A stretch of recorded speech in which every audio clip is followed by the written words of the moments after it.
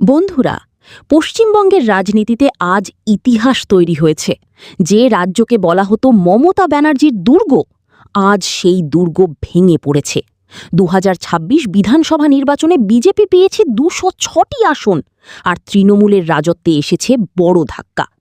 কিন্তু প্রশ্ন হল, এত ক্ষমতা, এত জনপ্রিয়তা থাকা সত্ত্বেও মমতা ব্যানার্জি হারলেন কিভাবে?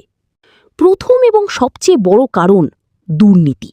শিক্ষক নিয়োগ দুর্নীতি, কাটমানি, সরকারি প্রকল্পে অনিয়ম। মানুষ আর বিশ্বাস করতে পারেনি। দ্বিতীয় কারণ, দিদি ভালো নেতারা খারাপ, এই যুক্তি এবার আর কাজ করেনি। কারণ মানুষ বুঝে গেছে, দল যদি এতদিন ক্ষমতায় থাকে, দায় শুধু নেতাদের নয়, দায় সরকারেরও।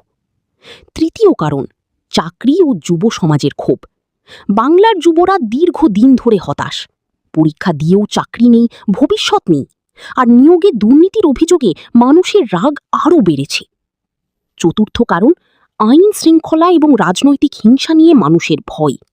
অনেক এলাকায় মানুষ মনে করেছে এবার পরিবর্তন দরকার। এখন আসি আর একটা বড় কারণের দিকে। মানুষের মনে একটা অভিযোগ ছিল, বাংলায় আইন শৃঙ্খলা ঠিক নেই।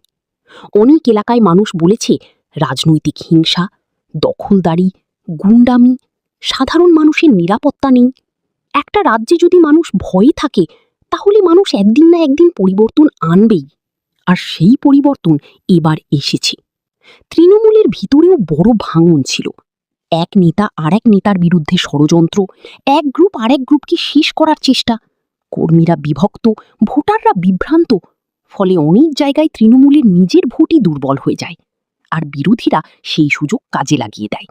বিজেপি এবার শুধু স্লোগান দেয়নি, তারা মাঠে নেমেছে, ঘরে ঘরে গেছে, বুথ স্তরে সংগঠন বানিয়েছে।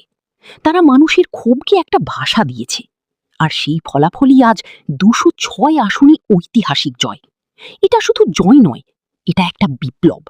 সব মিলিয়ে বাংলার মানুষ এবার ভোটের মাধ্যমে বার্তা দিয়েছে, আর না, এবার পরিবর্তন চাই।